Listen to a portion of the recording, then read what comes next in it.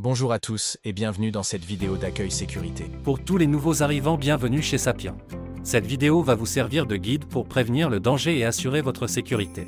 Bon visionnage. Dans cette vidéo, nous allons aborder différentes thématiques, à savoir les règles d'or QSE. Ensuite, les équipements de protection individuelle. Les consignes générales d'intervention. Il y a également les consignes pour la prévention des risques. Les moyens et procédures de secours. Et le site QSE. Sapien vise le zéro incident. Fabien Sfez, le président, vous l'explique à travers ces mots. Sapien est une entreprise de service qui conseille et intervient auprès de bailleurs sociaux, de syndics, d'établissements recevant des travailleurs, du public, tout ceci pour garantir la salubrité et la sécurité. Viser les zéro incident, accident de travail, pollution accidentelle, perte de clients est notre priorité absolue. Nos 1500 collaborateurs sont le cœur de notre entreprise et ils accompagnent nos clients sur des prestations techniques liées à l'hygiène de l'air, l'assainissement, la maîtrise des nuisibles et la protection incendie. Je vous demande donc de suivre scrupuleusement les consignes décrites dans cette vidéo, pour vous, bien évidemment, vos collègues et aussi votre famille. N'oubliez jamais que vous venez au travail pour gagner votre vie, pas pour la perdre. Merci. Des règles d'or Sapien sont mises à disposition de tous les salariés. Les règles d'or sont donc: je porte ma tenue et mes équipements de protection individuelle. Je conduis en respectant les principes de la charte du conducteur, sécurité et éco-conduite. Je balise mon environnement de travail. Je réalise la prestation en respectant les consignes.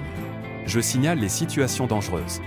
J'ai le devoir d'exercer mon droit d'alerte et droit de retrait si je me sens en danger. Les fondamentaux QSE 2024 sont les suivants. Il faut savoir que le site QSE ainsi que les formulaires associés sont accessibles directement sur le site QSE Sapien. Ils sont connus et utilisés. Les consignes sécurité sont connues de tous et respectées. La charte du conducteur et éco-conduite est respectée par tous les conducteurs. Tous les incidents sont analysés et les actions sont suivies dans le plan d'action continu. Notez que les fondamentaux QSE sont très importants. En plus des consignes de sécurité, il faut rappeler qu'il existe des règles qui sauvent qu'il faut connaître. Je prépare ma journée de travail afin d'éviter les problématiques organisationnelles. Si je n'ai pas le matériel ou il ne fonctionne pas, cela nuit à l'image de marque de l'agence, dégrade les résultats, provoque du stress et des déplacements qui polluent la planète. Je véhicule une image de professionnalisme en portant la casquette coquet Sapien en cas de contact, je suis protégé. Les chaussures de sécurité protègent des risques de chute et glissade, 15% des accidents chez Sapien.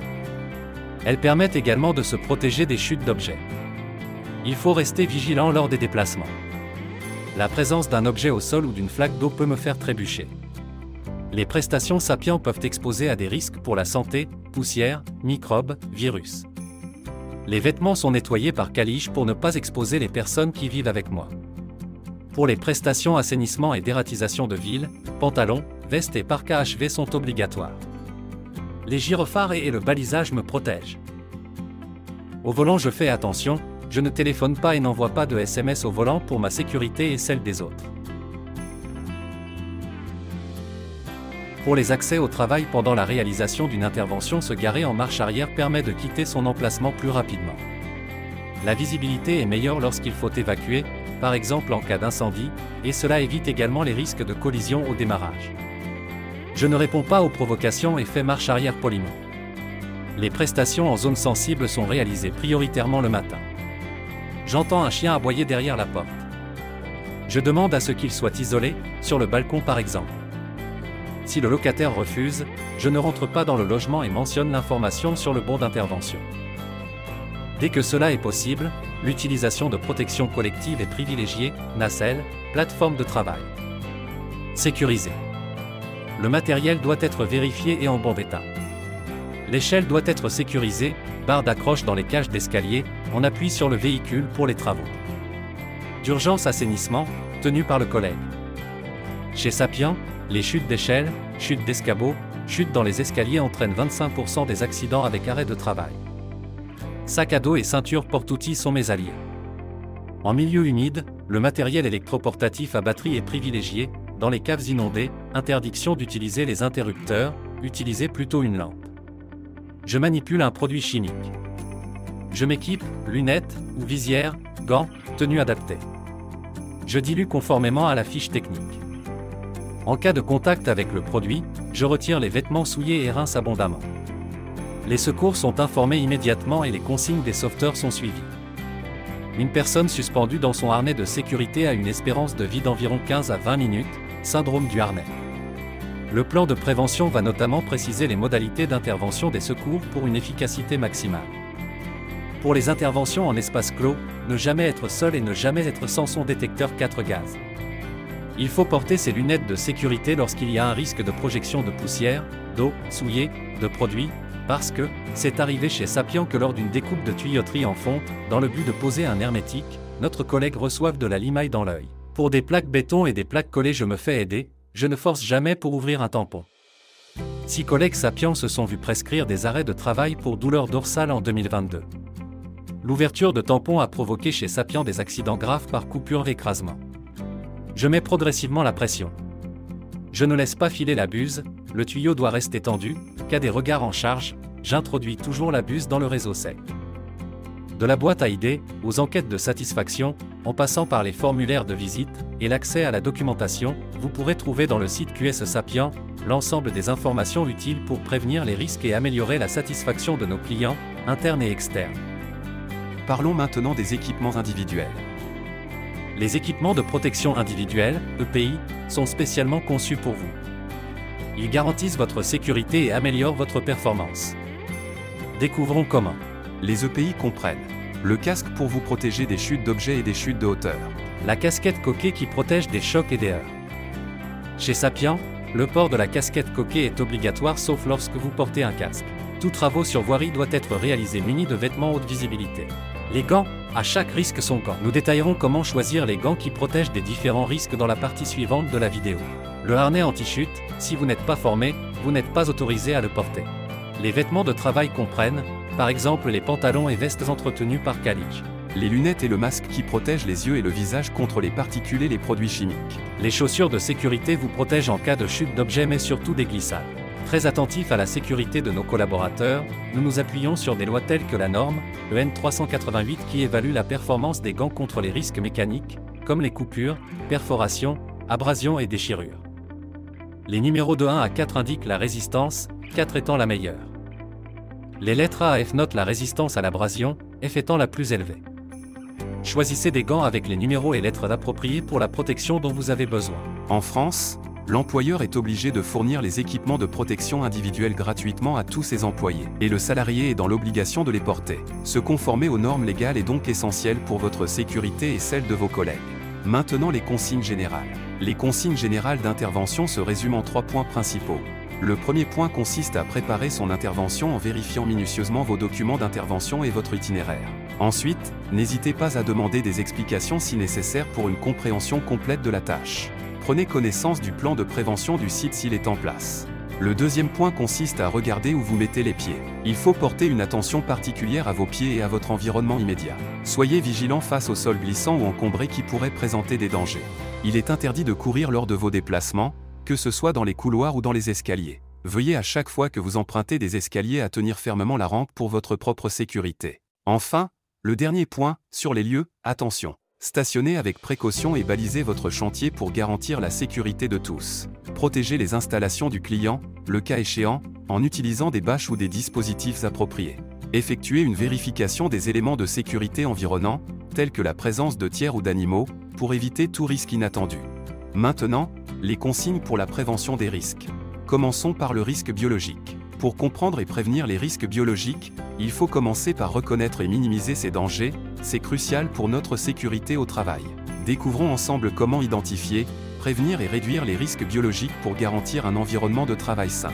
Des mesures de prévention sont à mettre en place. La première ligne de défense contre les risques biologiques, c'est les EPI. Assurons-nous donc de les porter correctement pour minimiser les risques d'exposition. Les agents biologiques sont classés en 4 groupes, en fonction du niveau de risque d'infection. Plus le groupe est élevé, plus le risque est grand. Passons en revue ces groupes et les dangers qu'ils représentent. Chez Sapiens, nous pourrions être exposés à des agents du groupe 2 tels que la leptospirose due à la présence de rats et la legionella provenant des tours aéroréfrigérantes. Portez les équipements de protection, notamment les gants, bottes et tenues pour éviter de contracter la leptospirose. Portez impérativement votre masque à cartouche pour éviter de contracter la legionella. Toujours en parlant de la prévention des risques, nous passons maintenant à la légionellose. Connaissez-vous les légionelles? La présence de légionelles dans l'eau pose un risque pour la santé. Voici les points clés à retenir. Les légionelles se développent dans de l'eau stagnante, à des températures situées entre 20 et 45 degrés Celsius. La corrosion et l'entartrage des canalisations favorisent la croissance de ces bactéries. La contamination chez l'homme se produit par inhalation de microgouttelettes. Les travaux à risque comprennent notamment les interventions sur les tours aéroréfrigérantes, TAR. L'intervention sur tours aéroréfrigérantes. Cette intervention est soumise à des règles strictes, des formations et des équipements particuliers. Appliquez les consignes spécifiques qui vous seront données par votre manager et conformes à la consigne métier dédiée. Si vous travaillez à proximité de tours aéroréfrigérantes, portez un équipement de protection adapté, protection respiratoire type P3, gants, tenues jetables. Dans des situations spécifiques comme lors de la découverte de seringues potentiellement contaminées, le risque d'exposition à des agents du groupe 3 tels que le VIH ou l'hépatite peut survenir. En présence de seringues, ne touchez à rien, informez votre responsable de la situation. L'hygiène personnelle est un élément important qui figure dans les mesures de prévention. Il faut donc se laver les mains régulièrement pour prévenir la contamination. Évitons également tout contact de pays souillés avec les yeux, le nez ou encore la bouche pour garantir notre sécurité. De plus, il faut rajouter à la liste des mesures de prévention une manipulation sur des matières biologiques. En suivant les protocoles de manipulation appropriés et en veillant à se nettoyer et à désinfecter les surfaces et équipements, nous assurons notre sécurité et celle de ceux qui nous entourent. La gestion des vêtements est également une mesure à prendre en compte. Évitons absolument de mélanger les vêtements civils et les vêtements de travail. Cette précaution est essentielle et réduit de manière significative le risque de contamination croisée. De plus, pour maintenir nos équipements de protection individuelle propres et en bon état, utilisons exclusivement les services de nettoyage professionnels tels que Calige. La conduite est un acte de travail. Sapiens dispose de 1400 véhicules. Le risque routier est le premier risque de l'entreprise. Pour prévenir le risque routier, vous devez respecter la charte du conducteur Sapiens en adoptant un comportement responsable. Voici quelques conseils à suivre. Numéro 1, la distance de sécurité, vous devez respecter la règle des 2 secondes. Numéro 2, le pied face au frein est une règle à ne pas oublier. Numéro 3, ne téléphonez pas au volant. L'éco-conduite, une conduite souple protège l'environnement, contribue à la baisse du stress, réduit les consommations de carburant et les risques d'accident. Parlons maintenant des travaux sur la voie publique. En ce qui concerne les travaux sur la voie publique, il y a des règles à respecter. La fluidité de la circulation doit être favorisée lors de nos interventions, mais la priorité absolue est de guider l'usager pour assurer sa sécurité et la vôtre. Il faut donc utiliser un véhicule muni d'une signalisation visible et reconnaissable, gyrophares, panneaux lumineux, marquage réfléchissant. Il faut aussi baliser la zone d'intervention, avec des panneaux lumineux, plots, rubalises, selon les consignes établies. Enfin, il faut porter un gilet ou des vêtements haute visibilité. Parlons maintenant de la sécurité des travaux en hauteur. Au cours de cette présentation, nous explorerons les bonnes pratiques et les mesures essentielles pour garantir votre sécurité lors des travaux en hauteur. Les chutes en hauteur peuvent être causées par plusieurs facteurs, à savoir l'espace de travail, l'organisation, l'ambiance physique et l'activité. Il est important d'être conscient de ces facteurs pour réduire les risques. Pour un travail sur une échelle de plus de 3 mètres de haut, il faut être accompagné d'une deuxième personne. Il est important de souligner que le plan de prévention va préciser les modalités d'intervention des secours pour une efficacité maximale. Pendant l'intervention, il y a plusieurs règles à respecter. Dans un premier temps, si l'état général du matériel ne semble pas correct, il ne doit pas être utilisé. Ensuite, avant chaque utilisation, il faut vérifier que les patins sont présents et en bon état. La règle des 3 points d'appui doit être connue et respectée. Il est aussi important de rappeler que l'échelle n'est pas un poste de travail, c'est un moyen d'accès, sauf si les travaux sont de courte durée et ne sont pas répétitifs. L'espérance de vie est de 15 à 20 minutes pour une personne suspendue dans son harnais. L'utilisation d'une nacelle, PEMP, est un point clé pour la sécurité de chacun. Il est essentiel de savoir que le conducteur doit posséder une autorisation, aptitude médicale OK, certificat d'aptitude à la conduite en sécurité, plan de prévention OK. La nacelle doit être contrôlée tous les 6 mois, les remarques éventuelles doivent être levées. Et une personne doit être présente au pied de la nacelle afin de surveiller le conducteur. La personne présente au pied de la nacelle doit savoir manœuvrer le panier en cas d'urgence. Maintenant, nous allons parler des consignes pour la prévention des risques lors des travaux à haute pression. L'eau sous haute pression est aussi dangereuse qu'une arme à feu. Il est donc important de rester à tout moment vigilant. Toute personne blessée par un jet haute pression doit être examinée par un médecin le plus rapidement possible. La prévention est essentielle. Vérifiez et entretenez régulièrement votre équipement. N'intervenez pas si vous avez le moindre doute sur l'état général du matériel. Remontez immédiatement l'information à votre responsable hiérarchique. Voici les points clés pour une intervention en toute sécurité. Il est interdit de manipuler la haute pression sans y avoir été autorisé par l'employeur. Avant chaque utilisation, il faut s'assurer du maintien en bon état du matériel, tuyaux HP, télécommande. Il est essentiel de respecter les modes opératoires et les règles de sécurité établies. Maintenant parlons de la sécurité électrique au travail ensemble pour un environnement protégé. Les points clés à retenir pour une intervention en toute sécurité sont: Premièrement, les intervenants doivent posséder sur eux leur titre d'habilitation. Ensuite, les installations doivent être mises hors tension. Les outils portatifs doivent être en bon état, donc pas de câbles dénudés. Et enfin, le matériel permettant de consigner l'installation doit être disponible, par exemple les VAT et les cadenas. Nous allons parler de l'utilisation de produits chimiques. Sapiens emploie à limiter l'utilisation des produits chimiques pour préserver la santé et l'environnement. Les produits employés restent dangereux, faites attention. Il est obligatoire chez Sapiens de porter des gants contre le risque chimique, des lunettes de protection des yeux ou du visage, une tenue adaptée et un masque de protection des voies respiratoires comme précisé sur la fiche technique du produit manipulé. Rappelez-vous qu'il est interdit de mélanger les produits. Les pictogrammes de danger sont des symboles qui permettent d'identifier rapidement les risques potentiels. Sachez reconnaître les pictogrammes de danger.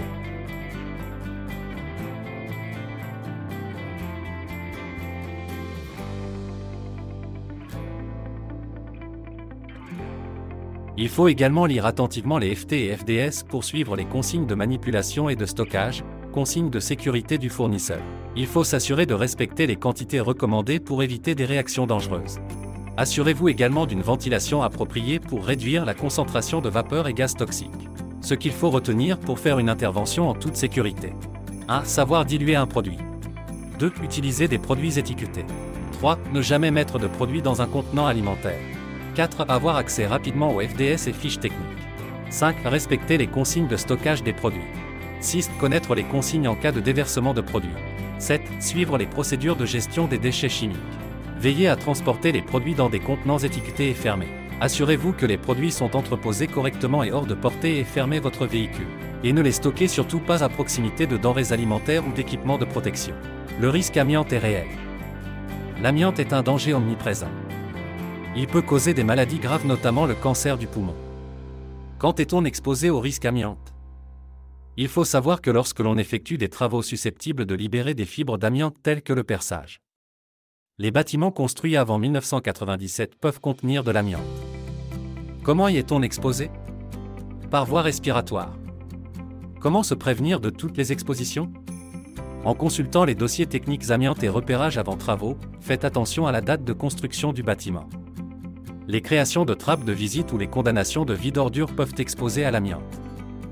Ces travaux doivent être réalisés par du personnel formé à l'application de nos modes opératoires.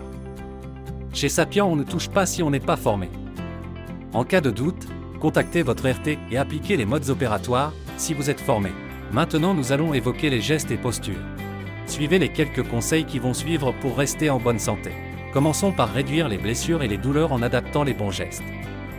En adoptant les bonnes pratiques de gestes et postures, vous réduirez considérablement le risque de blessures et de douleurs. Chez Sapiens, nous manipulons des outils, des plaques, des extincteurs. Il est important de le faire en sécurité. Pour éviter de vous blesser, il faut que votre posture soit droite, tête alignée, et éviter les courbures. Le levage doit se faire en pliant les genoux et en gardant le dos droit. La hauteur du poste doit être au niveau des avant-bras et parallèle au sol. Pendant les pauses, il faut s'étirer et bouger régulièrement. L'équipement doit être ergonomique. Il faut utiliser des chaises, souris adaptées. Les torsions, il est nécessaire de tourner tout le corps. Renforcez les muscles du dos en faisant des exercices réguliers. Et écoutez votre corps, prêtez attention aux signaux de douleur. Pendant l'intervention, il faut donc prévenez votre responsable en cas de doute sur l'état du matériel. Portez des vêtements ajustés et non flottants. Portez les équipements de protection individuelle adaptés. Gardez les cheveux longs attachés. Délimitez un périmètre de sécurité. Déconnectez la machine de sa source d'énergie à chaque changement d'outil, forêt, scie, ou lorsque vous quittez votre poste. Et n'oubliez pas, lisez attentivement le manuel d'utilisation. Passons aux antennes relais. Il faut savoir que les champs électromagnétiques, ceux que diffusent les antennes, sont des rayonnements dits non ionisants. Respectez une distance de sécurité avec les antennes. 1,5 m pour une fréquence de 1800 MHz et 3 m pour 900 MHz. Les rayonnements diminuent avec la distance. Un balisage est mis en place autour des antennes relais par les opérateurs téléphoniques. Pour votre sécurité, n'y mettez pas les pieds sauf si l'opérateur a consigné l'installation. Vous devez alors être muni d'un détecteur de champs électromagnétiques pour vous en assurer. Parlons maintenant des zones à risque d'explosion. Chaque année, en France, 150 accidents avec arrêt de travail sont à déplorer. Parmi ceux-ci, on déplore en moyenne 25 accidents graves, impliquant une incapacité permanente, et 2 à 4 décès. Dans les zones marquées, il existe un risque d'explosion. N'intervenez pas dans ces zones sans autorisation. Dans les zones marquées, utilisez du matériel adapté à la zone. Ne pas fumer. Ne pas intervenir sans surveillance. Ventiler les locaux si possible. Contrôler l'atmosphère avant l'intervention. Pendant que vous travaillez dans la zone à risque d'explosion, il faut suivre ces consignes pour votre sécurité. Ne travaillez jamais seul. Ventiler les locaux si possible, ventilation naturelle ou mécanique. Les espaces clos. On parle d'espaces clos lorsque les lieux ne sont pas prévus pour le travail à effectuer et que l'atmosphère peut être polluée par l'intervention. Une formation CATEC est obligatoire. Les interventions sont réalisées à minima à 2. Un intervenant et un surveillant. Contrôler l'atmosphère avant l'intervention, détecteur 4 gaz. Vérifier la présence ou mettre en place une ventilation fonctionnelle, etc. Les appareils sous pression. Pendant une intervention avec les appareils sous pression, quelques règles sont à respecter. Par exemple, il ne faut pas déplacer une bouteille non équipée d'un bouchon de sécurité ou utiliser des bouteilles qui présentent des défauts. L'intervention à point chaud. Par mesure de sécurité lors de l'intervention sur un point chaud, ne réalisez jamais votre intervention si vous avez le moindre doute sur l'état général du matériel. Votre sécurité passe avant tout. Il est important de répéter que les EPI sont très importants pour toutes les interventions. Ayez un ou plusieurs extincteurs appropriés au risque à proximité de votre intervention. La prévention des incendies est cruciale. Éloignez toutes les matières inflammables ou dangereuses de la zone d'intervention. La précaution est la clé de la sécurité. Pour une intervention en toute sécurité, il faut ne pas réaliser votre intervention si vous avez un doute sur l'état général du matériel. Porter des EPI adaptés, lunettes, écran. Avoir un ou plusieurs extincteurs appropriés au risque à proximité. Si possible, réaliser les travaux à l'extérieur ou ventiler la zone. Éloigner toutes matières inflammables ou dangereuses. Respecter les consignes du site, plan de prévention, permis de feu, périmètre de sécurité. Parfois, tout ne se passe pas comme prévu. Retrouvez comment réagir à chaque situation anormale dans le site QSE Sapient. Des moyens et des procédures de secours sont mis à votre disposition pour vous aider à bien réagir en cas de danger. Vous devez respecter les consignes en cas d'urgence. Numéro 1, il faut protéger le lieu de l'accident. Numéro 2, il faut alerter. Numéro 3, il faut rester à disposition en parlant aux blessés. Il est aussi important de connaître les consignes de sécurité. À chaque site, ces consignes de sécurité. N'oubliez jamais qu'il est important de les reconnaître. Rappelez-vous que vous venez au travail pour gagner votre vie, pas pour la perdre. Votre santé et votre sécurité sont notre priorité. En cas de situation à risque, prévenez votre responsable. Sapient, pour des conditions de travail saines et sûres.